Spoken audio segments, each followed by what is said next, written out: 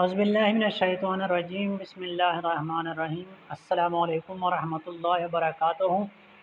میں ہوں پروفیسر محمد جلیل خان مخلص اور آپ دیکھ رہے ہیں G S school and college tuitions coaching academy system کا یوٹیوب چینل۔ ہمارا دعویٰ ہے کہ ہم پڑھاتے نہیں سکھاتے ہیں۔ N G S school and college tuitions coaching academy system کے ساتھ ساتھ میری کولیگ میم سروہ زاہد کا YouTube channel the creative word with ma'am Sarwah Zahid کا یوٹیوب چینل بھی سبسکرائب کریں، لائک شیئر اور کمنٹس کریں اور اس سے استفادہ حاصل کرنے کی بھرپور کوشش کریں۔ تو یشفین چوتھائی میں جو میری چھوٹی بیٹی ہے کے نام سے میں نے آسان اردو نوٹس 12ویں جماعت کے سلسلے کا آغاز کیا تھا Khyber Pakhtunkhwa text book board کے۔ آج اسی سلسلے کی ایک اور ویڈیو سبق نمبر 12 کنڈکٹر، جس کی مصنفہ ہیں الطاف فاطمہ کی مکمل مشق کے ساتھ آپ کی خدمت میں حاضر ہو چکا ہوں۔ صنف کے لحاظ سے یہ افسانہ ہے اور یہ تارے عنکبوت سے ماخوذ ہے۔ اسرائیل ایک خونی اور قاتل ملک ہے۔ پروفیسر محمد جلیل خان چینل سبسکرائب کرنا، لائک شیئر کمنٹس کرنا اور بیل آئیکن بجانا ہرگز نہ بھولیں۔ تو آئے شروع کرتے ہیں۔ سبق کنڈکٹر، مصنفہ جو ہیں الطاف فاطمہ ہیں، صنف کے لحاظ سے افسانہ ہے، ماخوذ جو ہے تارے عنکبوت سے ہے۔ تو مصنفہ کا تعارف۔ ابتدائی حالات: الطاف فاطمہ 1929 کو لکھنؤ میں پیدا ہوئی اور قیام پاکستان کے بعد لاہور منتقل ہو گئی۔ تعلیم: ابتدائی تعلیم لکھنؤ سے حاصل کر کے پنجاب یونیورسٹی سے ایم اے بی ایڈ کیا۔ عملی زندگی: الطاف فاطمہ درس و تدریس سے وابستہ ہوئی اور اسلامیہ کالج برائے خواتین اور ٹپوا گرلز کالج میں اردو ادب پڑھاتی رہیں۔ عدم خدمات: آپ نے اپنی تحریر میں مشرقی عورت کی نفسیات کی کامیابی سے ترجمانی کی ہے۔ الطاف فاطمہ کے افسانے حقیقت کے ترجمان ہیں۔ آپ نے عام معاشرتی مسائل پر قلم اٹھا کر ان کا حل تلاش کرنے کی کوشش کی ہے۔ تصانیف: نشان محفل، دستک نہ دو، چلتا مسافر، وہ جسے چاہا گیا، تارے عنکبوت، جب دیواریں گریہ کرتی ہیں رونا۔ دومن، چڑیا کا نام، چھوٹی چڑیا ہے۔ بیری، دشمن۔ رن، میدان جنگ، خبیث، شریر۔ تلسی، پودے کا نام۔ خط مستقیم، سیدھی لکیر۔ تمتماہٹ، چمک، سرخی۔ پٹکار، لعنت۔ ہونوک، احمق۔ آرتی، ہندو کا جنازہ۔ تتلاہٹ، توتلا پن۔ اچٹ، بیزار۔ بہی خواہ، بلا چاہنے والا۔ جلترنگ، ایک قسم کی موسیقی۔ لحن، آواز۔ معروضی سوالات۔ سوال: درست جواب پر ٹک کا نشان لگے یا درست کا نشان لگے۔ نمبر 1، افسانہ کنڈکٹر کی الطاف فاطمہ کی تصنیف ہے۔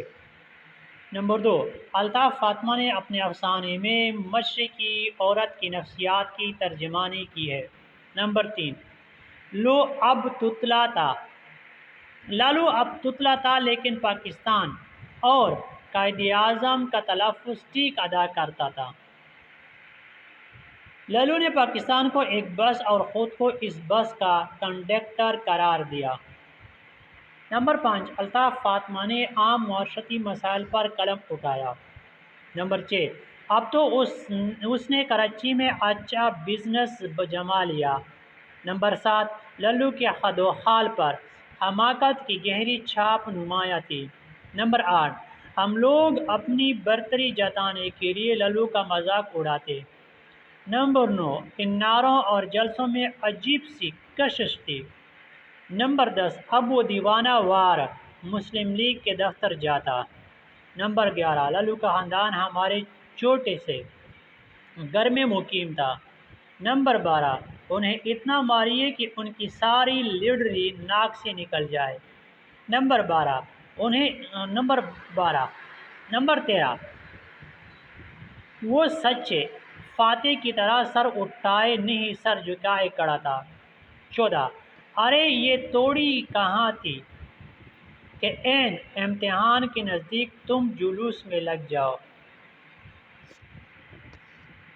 ارے یہ توڑی کہا تھا کہ این امتحان کے نزدیک تم جلوس میں لگ جاؤ۔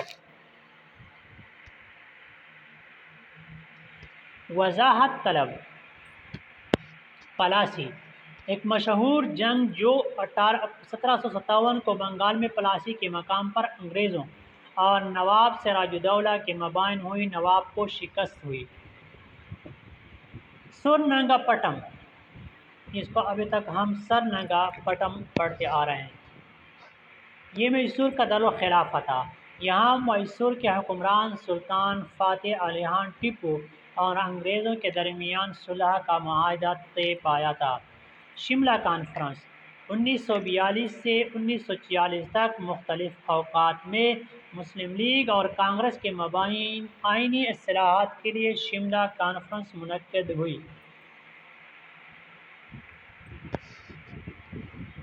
لارڈ ویور یہ ہندوستان کا وائسرائے تھا۔ شملہ کانفرنس اسی کی سربراہی میں منعقد ہوئی۔ نمبر 5 لیاقت علی خان تحریک آزادی کے رہنما تھے اور قائد اعظم کے دستراز تھے۔ پاکستان کے پہلے وزیر اعظم بھی آپ تھے۔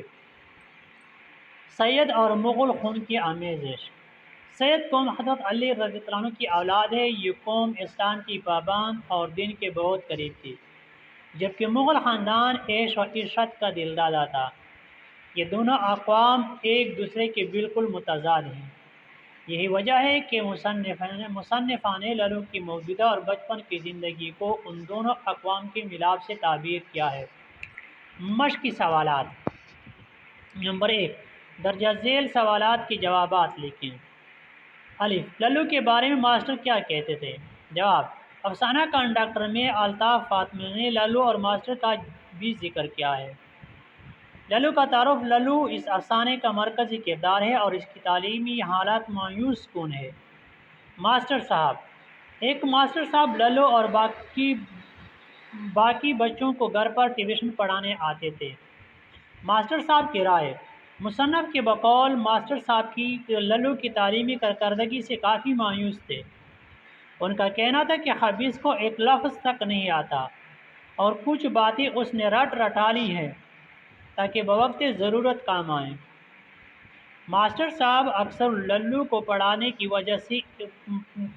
کی وجہ سے اتنے ڈانٹتے اور کہتے، ارے تم کیا خاک پڑھو گے، تم یا تو گھاس کاٹو گے یا بہن بھائیوں کی نوکری کرو گے یا پھر کہیں ہوٹل میں بیرا گیری کرو گے۔ للو گھر سے غائب ہو کر کہاں جاتا تھا؟ جواب افسانہ کنڈکٹر میں الطاف فاطمی نے بتایا ہے کہ تحریک پاکستان کے دوران للو اکثر گھر اور اسکول سے غائب ہو جاتا تھا۔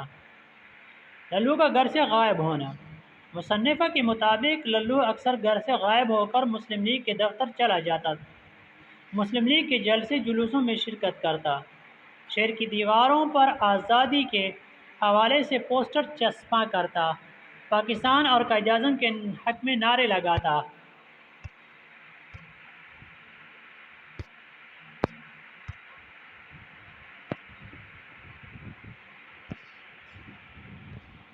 ماسٹر صاحب للو اور اس کے بھائی کو کہاں سے پکڑ کر لائے تھے؟ جواب مصنفہ الطاف فاطمی نے افسانہ کنڈکٹر میں بتایا کہ ایک صبح للو اور اس کا بھائی دونوں اسکول کے لیے گھر سے نکلے اور دوسری صبح تک گھر نہ لوٹے۔ ساری رات ان کی اماں روتی رہیں اور ان کی گمشدگی پر پریشان رہی۔ ماسٹر صاحب جب دن چڑھا تو ماسٹر صاحب پڑھانے کے لیے گھر آئے۔ انہوں نے دونوں کی گمشدگی کی خبر سنی تو الٹے قدموں واپس لوٹ گئے۔ 4 بجے ماسٹر صاحب دونوں کو گردن سے پکڑ کر لائے اور ان کی اماں کو بتایا کہ آپ کے دونوں صاحبزادے لیاقت علی خان کے جلوس میں شریک تھے اور یہ دونوں شہزادے ہاتھیوں پر سوار ہو کر نعرے لگا رہے تھے اور پاکستان بنا رہے تھے۔ قیام پاکستان کے بعد للو نے اپنی زندگی کیسے گزاری؟ جواب افسانہ کنڈکٹر میں مصنفہ الطاف فاطمی نے بتایا ہے کہ پاکستان بننے کے بعد جب اس کا ایک شادی کی تقریب کے سلسلے میں کراچی جانا ہوا تو وہاں اس کی ملاقات للو سے ہوئی۔ اس ملاقات میں للو نے پاکستان کو ایک بس اور خود کو بس کا کنڈکٹر قرار دیا تھا۔ للو کی زندگی۔ مصنفہ کے مطابق قیام پاکستان کے بعد للو نے پہلے ایک نائٹ اسکول میں داخلہ لیا اور اس کے بعد کالج جوائن کر لیا۔ اس نے ایک اسکول ٹیچر سے شادی بھی کر لی، کراچی میں اپنا معقول بزنس جما لیا اور اپنا بنگلہ بھی تعمیر کر لیا تھا۔ ہاں، للو کی سرگرمی پر للو کے والدین نے کن خیالات کا اظہار کیا؟ جواب: افسانہ کنڈکٹر میں مصنفہ الطاف فاطمہ نے بتایا ہے کہ للو کی سرگرمیوں پر اس کی والدہ نے للو کے والد کو تنبیہ کرنے کی فرمائش کی۔ والد کے خیالات۔ للو کے والد ہنس کر بولے بیگم، اب ہم کس کو روکیں گے؟ یہ تو وقت کی آواز ہے، زبان خلق ہے، تم تو اندر گیار میں بیٹھی ہو، ہم سے پوچھو ملازمت کی وجہ سے اپنے آپ کو کس طرح روکتے ہیں؟ اصل میں للو کے والد نے ذہنی طور پر اس حقیقت کو تسلیم کر لیا تھا کہ پاکستان ضرور بنے گا، کیونکہ اب حالات کا تقاضا یہی ہے۔ ہاں، واو، لارڈ ماؤنٹ بیٹن کون تھے؟ جواب: لارڈ ماؤنٹ بیٹن کا تعارف۔ آپ ہندوستان کے آخری وائسرائے تھے اور ہندوستان میں تاج برطانیہ کے نمائندے تھے۔ آپ مارچ 1947 کو لارڈ ویول کی جگہ ہندوستان کے وائسرائے مقرر ہوئے تھے۔ لارڈ ماؤنٹ بیٹن نے 3 جون 1947 کو تقسیم ہند کا منصوبہ پیش کیا اور تقسیم کے بعد بھارت کے پہلے گورنر جنرل کے عہدے پر بھی فائز رہے۔ اگر انصاف سے دیکھا جائے تو لارڈ ماؤنٹ بیٹن ایک چالاک اور متعصب انسان تھے، جس نے سازش کر کے پاکستان سے بہت سے مسلم اکثریتی علاقوں کو ہندوستان میں شامل کر دیا۔ سوال: خالی جگہ پر کریں۔ جواب موروث سوالات میں ملاحظہ کریں، یہ سوال گزر چکا ہے۔ سوال نمبر 3، درجہ ذیل جملوں کی وضاحت کریں۔ جملہ: اب ہم پلاسیا اور سورننگا پٹم کے میدانوں میں اپنی شکست کے اسباب ڈھونڈ رہے ہیں۔ وضاحت: پلاسی سے مراد جنگ پلاسی ہے، جو 1757 کو بنگال میں پلاسی کے مقام پر انگریزوں اور نواب سراج الدولہ کے مابین لڑی گئی تھی۔ انگریزوں نے نواب سراج الدولہ کے وزیر میر جعفر کو نوابی کا لالچ دے کر اپنے ساتھ ملا لیا اور نواب کو شکست سے دوچار کر دیا۔ سورننگا پٹم یہ سابق ریاست میسور بھارت اور کا دارالخلافہ تھا۔ یہاں 1799 کو ٹیپو سلطان اور انگریزوں کے درمیان لڑائی ہوئی۔ انگریزوں نے ٹیپو کے وزیر میر صادق کو اپنے ساتھ ملایا۔ ٹیپو بہادری سے لڑتا ہوا شہید ہو گیا اور ریاست پر انگریزوں کا قبضہ ہو گیا۔ اس وضاحت کے بعد جملے کا مطلب یہ ہے کہ مصنفہ الطاف فاطمہ للو کے بارے میں کہہ رہی ہیں کہ اسے پڑھائی سے کوئی دلچسپی نہ تھی۔ جب ہم اپنے نصابی کتابوں میں پلاسیا اور سورننگا پٹم کی لڑائی میں مسلمانوں کی شکست کے اسباب پڑھ رہے تھے یا ڈھونڈ رہے تھے تو اس وقت للو آزادی کی جدوجہد میں مصروف تھا اور ہم سے زیادہ اس وقت کے حالات سے باخبر تھا۔ جملہ نمبر 2، اب ہم کس کو روکیں گے؟ یہ تو وقت کی آواز ہے، زبان خلق ہے۔ وضاحت: للو جب مسلم لیگ کی سرگرمیوں میں بہت زیادہ دلچسپی لینے لگا اور پڑھائی چھوڑ کے آزادی کے لیے منعقد کیے جانے والے جلسے جلوسوں میں شرکت کرنے لگا تو اس کی والدہ نے پریشان ہو کر للو کے والد سے شکایت کی کہ وہ للو کو جلسے جلوسوں میں جانے سے روکیں۔ تو للو کے والد نے بیوی سے کہا کہ بیگم، آزادی کی تحریک میں بے شمار لوگ شامل ہو چکے ہیں، ہم کس کو منع کریں گے؟ اور یہ تو وقت کا تقاضا ہے کہ مسلمانوں کو آزاد ملک ملنا چاہیے۔ اب تو ہر ایک کی زبان پر الگ وطن کا مطالبہ ہے۔ جملہ نمبر 3، کسے خبر تھی کہ وہ انتظار کر رہا تھا؟ وضاحت: یہ جملہ للو کے بارے میں ہے۔ الطاف فاطمہ کہتے ہیں کہ للو اکثر کسی گہری سوچ میں بیٹھا انگلیاں چٹکایا کرتا یا چارپائی پر لیٹا نیم ہوا آنکھوں سے آسمان کو تکتا رہتا۔ ہم سمجھتے تھے کہ وہ اپنی بیکاری سے اکتا گیا ہے، لیکن کسی کو بھی معلوم نہ تھا کہ للو دراصل اس وقت کا انتظار کر رہا ہے جب ہندوستان تقسیم ہوگا اور آزاد مسلم ریاست وجود میں آئے گی۔ سوال نمبر 4، للو اپنی تعلیم اور امتحان کو چھوڑ کر جلسے جلوسوں میں شریک ہوتا کیا اپنے مستقبل کو دور پر لگا کر یوں جلد سے جلوس میں جانا درست تھا؟ اس افسانے میں الطاف فاطمہ نے بتایا ہے کہ جب تحریک پاکستان زوروں پر تھی تو للو اپنی تعلیمی سرگرمیاں چھوڑ کر جلسے جلوسوں میں شریک ہوتا رہتا تھا، جس سے اس کی پڑھائی اور امتحان کا بہت خرچ ہوتا تھا۔ ہمارے خیال میں للو کا یہ اقدام بالکل درست تھا، کیونکہ پڑھائی اور امتحان تو زندگی میں بار بار آتے رہتے ہیں، لیکن قوموں کی تاریخ میں آزادی کے امتحان بار بار نہیں آتے۔ اور جہاں تک مستقبل کو داؤ پر لگانے کا تعلق ہے تو اس نازک موقع پر مستقبل تو پوری مسلمان قوم کا داؤ پر لگا ہوا تھا، اور پوری مسلمان قوم کے مستقبل کو بہتر بنانے کی ایک یہی صورت تھی کہ پاکستان کے حصول کے لیے نوجوان اپنا مال، جان اور وقت سب کچھ قربان کر دیں تاکہ ایک آزاد وطن کا خواب پورا ہو سکے۔ لہذا للو کا فیصلہ بالکل ٹھیک تھا۔ سوال نمبر 5، استدراکی اور سببی جملوں کی تمام اقسام دو مثالوں کے ساتھ لکھیں۔ استدراکی جملہ۔ جواب: استدراکی جملوں میں عام طور پر دو جملوں کا باہم مقابلہ کیا جاتا ہے۔ اس طرح کے جملوں میں مگر، لیکن اور پر کے استعمال ہوتے ہیں۔ دوسری تعریف یہ ہے کہ جب دو جملے باہم مقابل ہوں اور ان کے درمیان مگر، لیکن اور پر کے وغیرہ استعمال ہوں تو استدراکی جملہ کہلاتا ہے۔ استدراکی جملے کی اقسام۔ استدراکی جملے کی 3 قسمیں ہیں: نفی جملے، مقید جملے، تصدیق جملے۔ نفی جملے، اس میں پہلے جملے کی نفی یا رد میں دوسرا جملہ آتا ہے۔ نفی جملے کی 2 مثالیں: باتیں بنانا آسان ہے مگر کام کرنا مشکل۔ نمبر 2، مگر کیا یہ حروف استدراک بھی ہے؟ اتنا دولت مند اور اتنا کنجوس۔ مقید جملے، ان جملے میں دوسرا جملہ پہلے جملے کو مقید اور محدود کر دیتا ہے۔ مقید جملے کی 2 مثالیں: وہ وعدہ تو کرتا ہے لیکن یاد نہیں رکھتا۔ قید اس کے ساتھ ہے، یہ قید ہے کہ یاد نہیں رکھتا۔ انشاءاللہ ان جملوں کی پھر الگ سے اس کی ویڈیو بناؤں گا اور اس کی وضاحت کروں گا، لیکن فی الحال یہ ویڈیو تھوڑی طویل ہو گئی، اس وجہ سے میں اس کو حل کرنے کی کوشش کر رہا ہوں۔ وہ دوست ہے پر زیادہ مخلص نہیں، یعنی قید اس کے ساتھ ہے، دوست تو ہے لیکن مخلص نہیں۔ تصدیقی جملے، ان جملوں میں دوسرا جملے پہلے جملے کی تصدیق کرتا ہے۔ تصدیقی جملے: تم صرف نالائق ہی نہیں بلکہ کمزور بھی ہو۔ پہلے جملے کی کیا کا تصدیق کر رہا ہے کہ صرف نالائق نہیں بلکہ کمزور بھی ہو۔ نمبر 2، وہ نہ صرف خود پڑھتا ہے بلکہ دوسروں کو بھی پڑھاتا ہے۔ سببی جملے، سببی جملے ان جملوں کو کہتے ہیں جن میں دوسرا جملہ پہلے جملے کی سبب، وجہ یا نتیجے کو ظاہر کرے۔ ان جملوں میں کیونکہ، چونکہ، اس لیے، اس واسطے، لہٰذا وغیرہ کا استعمال ہوتا ہے۔ مثالیں: وہ بہت بدتمیز ہے اس لیے میں اس سے دوستی نہیں کرتا۔ سبب اس کا کیا دوستی نہ کرنے کا؟ بدتمیزی۔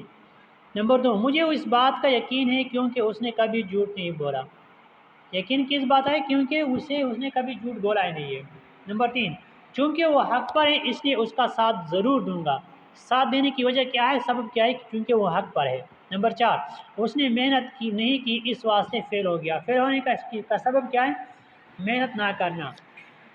نمبر 5، آج بادل ہیں لہذا بارش کا امکان بہت زیادہ ہے۔ بارش کا امکان ہونا یا بارش ہونا، سبب کیا ہے؟ بادل کا ہونا۔ سوال: درجہ ذیل جملوں میں معاون افعال کی نشاندہی کریں۔ الف، ابرار معاشرے میں اپنا وقار کو بیٹا۔ ٹھیک ہے، یہ کیا ہے؟ معاون ہے۔ کو دینا، یہ کیا ہے؟ فعل ہے اور یہ معاون فعل ہے۔ با، ہجوم ہے میں تو میرا دم گھٹنے لگا تھا۔ لگا کیا ہے؟ دادی فعل ہے۔ تاتے بھی اس میں آتے ہیں۔ جیم، کاش تم میچ جیت سکو۔ دال، تمام طلباء بیک زبان بول اٹھے۔ ہاں، تانے دار ملزم پر برس پڑا۔ یہ کیا ہے؟ یہ تمام جملے یہ معاون افعال ہیں، یہ الفاظ۔ تو یہ تو تھی آج کی ویڈیو۔ امید ہے آپ نے اس ویڈیو سے بہت کچھ سیکھا ہوگا۔ آج کی ویڈیو میں بس اتنا ہی۔ مجھے دیجیے اجازت، اپنا بہت سارا خیال رکھیے گا اور مجھے اپنے دعا میں یاد رکھیے گا۔ NGS student college tuitions coaching academy system کے ساتھ میم سروت زاہد کا YouTube channel the creative word with نیم سروزات، سبسکرائب کرنا، لائک، شیئر، کمنٹس اور بیل آئیکن بجانا ہرگز مت بھولیے۔ انشاءاللہ اگلی ویڈیو کے ساتھ بہت جلد آپ کی خدمت میں حاضر رہوں گا۔ تب تک کے لیے اللہ حافظ، السلام علیکم ورحمۃ اللہ وبرکاتہ۔